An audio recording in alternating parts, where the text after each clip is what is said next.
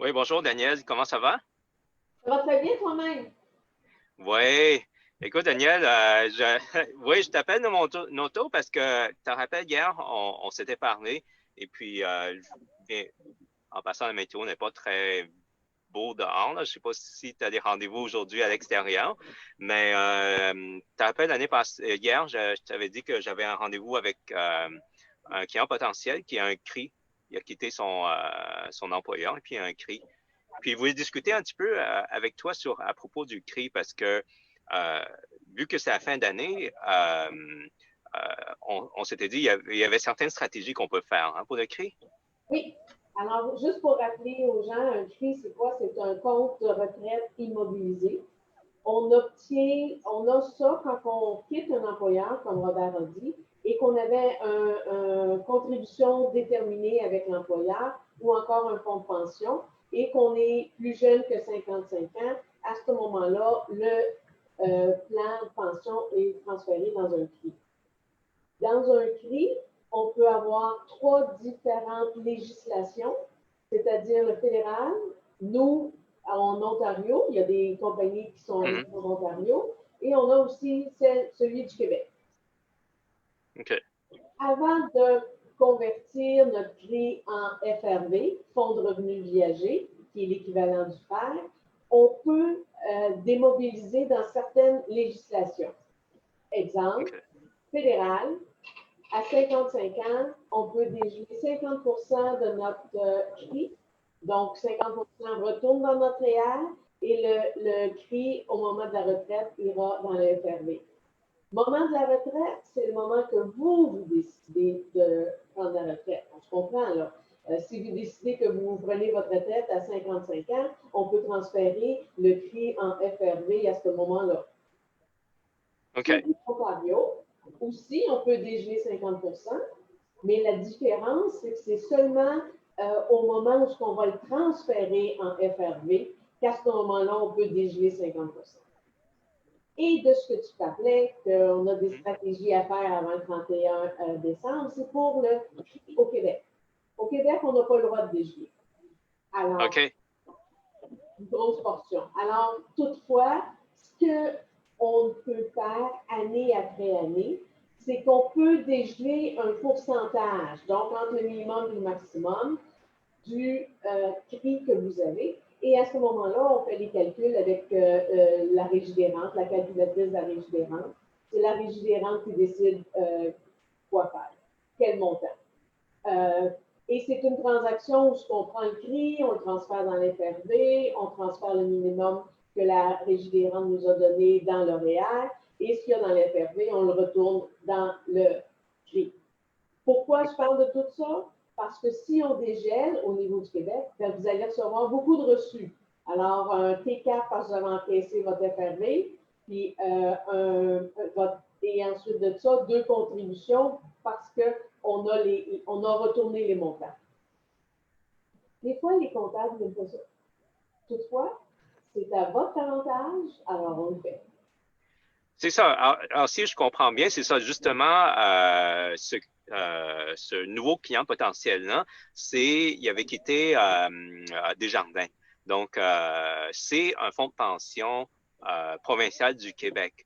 Et puis, je crois l'idée, c'est que si on ne le fait pas cette année de son CRI, si on ne retire pas, mais il perd cette opportunité. C'est ça, si je comprends bien, parce qu'à chaque année, on a juste droit d'un certain montant qu'on peut le transférer au réel. Le pourcentage, je pense que je ne peux pas m'annoncer, me prononcer. C'est pour ça qu'on va toujours sur la calculatrice de la Régie des rentes. Alors, à Ouais, ce moment-là, eux autres, ils calculent exactement, parce qu'on retire exactement le montant qu'ils nous donnent. le montant qui est permis. Exactement. Qui est permis. Et qu'est-ce qui arrive, c'est que si on commence de bonne heure, comme on a des clients qui ont transféré leur CRI, puis il y avait seulement 40 ans, donc on se comprend que si on en dégèle chaque année, ben, rendu à 60 ans ou 65 ans, on va avoir dégelé la moitié, sinon plus. C'est ça. Exactement. Comme cette année, c'est une année assez particulière. Cette personne-là n'a rien retiré de son CRI parce qu'il y a pas moyen de faire des voyages ou quelque chose. Donc, moi, ce que je lui ai dit, c'est que, mais il faut quand même dégeler le montant. Et puis, tant qu'à être, oui, on ne retire pas parce que on le transfère derrière, comme ça, il n'y a pas d'impôt à payer.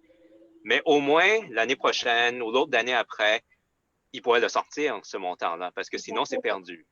Alors, à ce moment-là, quand viendra le temps de sa retraite, on transférera le prix dans le FRB pour de bon. Alors, on a des clients qui ont décidé cette année que, OK, c'est l'année pour prendre sa retraite, comme ton client. Alors, vu qu'il n'y a pas besoin d'argent, à ce moment-là, on peut faire le retrait minimum pour en envoyer une partie dans son REER. Et l'année prochaine, on remet l'argent dans son FRB pour avoir un minimum. Donc, si on va avoir un minimum l'an prochain, il faut peut-être le faire dès le 1er janvier pour avoir, c'est au prorata. Donc, automatiquement, au 1er janvier, on va prendre le prix, on va le remettre dans l'FRB pour que le client puisse avoir le montant qu'il a besoin pour encaisser. OK. Et puis, évidemment, c'est une stratégie qui est relativement complexe à mettre en place. C'est sûr que c'est à l'avantage du client de le faire, mais on recommande fortement à ceux qui ont des CRI de ne pas essayer de le faire eux-mêmes. On doit s'assurer de faire de la bonne manière et puis tout ça. Puis nous, on en a fait plusieurs. En fait, on en a plusieurs par année à faire. Et puis, exactement. Et je pense que ce qui arrive, c'est qu'il faut prendre conscience du montant aussi. Alors, si on a un CRI qui n'est pas volumineux, dans le sens où on écrit de 75 à 100 000, ben, le dégeler, ça ne vaut pas la peine en réalité. Alors, c'est là où, en discutant avec votre conseiller, vous pouvez discuter pour voir si ça vaut la peine pour vous. Et il ne faut pas oublier que le CRI, quand il est mis en FRB, si le montant dans le FRB est en bas du MGA, c'est-à-dire à peu près 22 000, à ce moment-là, on peut le retransférer directement dans le REER. Alors, OK. faire. Alors, ça, c'est seulement l'année qu'on a 66 ans, pas 65, 66. OK. Alors, discutez-en avec votre courtier et appelez-nous si vous avez des questions. Exact. Donc, c'est ça. Donc, on va recontacter ce client pour mettre en place tous les papiers parce qu'il faut absolument le faire le plus tôt possible. On est déjà à un mois de Noël, t'imagines? On est le 25 novembre. Petite chose à rappeler, je crois que la semaine passée, on était sur le webinaire aussi, on a parlé un petit peu du CELI. On voulait rajouter un petit rappel à propos du CELI. Je vais te laisser en parler un peu, mais le montant est rendu on vient d'avoir l'annonce du nouveau montant, je crois. Oui, comme le ministère l'a annoncé. Alors, à ce moment-là, pour l'année prochaine, encore une fois, il additionne 6 000. Donc, dès janvier, on va pouvoir commencer à contribuer de 6 000 de plus dans nos séries. C'est ça. Donc, 6 000 l'année prochaine. Une autre année au même montant, mais ça vaut tellement la peine comme véhicule. Cumulatif en 2021, on va être rendu à 75 500. Alors, ça vaut vraiment la peine on se rappelle, le CELI, c'est pour mettre nos épargnes. Et de cette façon-là, quand on le met dans le CELI, on ne rapporte rien au gouvernement. On fait des intérêts, on fait du gain à capital ou quoi que ce soit. Donc, c'est vraiment net dans nos poches l'argent qu'on fait dans le CELI. Effectivement, il y a aussi des pertes. Oui, exactement. On n'a pas d'avantage fiscal pour les faire. Mais on est là pour le Ils ne peuvent pas tout nous donner. Ils ne peuvent pas tout nous donner, c'est ça. Non, effectivement. OK, donc cette semaine, on va conclure là-dessus. On est en dedans du 10 minutes qu'on a promis cette fois-ci. Mais la semaine prochaine, on va revenir la semaine prochaine à la même heure.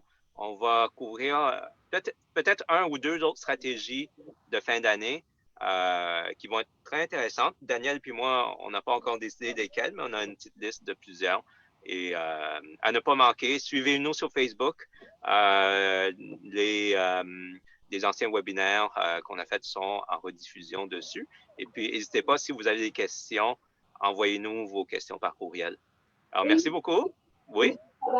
Si les gens ont des sujets qu'ils aimeraient qu'on discute dans la nouvelle année, alors laissez-nous savoir. Comme ça, on va faire des recherches pour être capable de vous donner quelque chose qui a du sens. Parfait. Et merci beaucoup, Daniel. Merci. Bonne journée. Tout le monde et bonne neige. Parfait. Bye. Bye.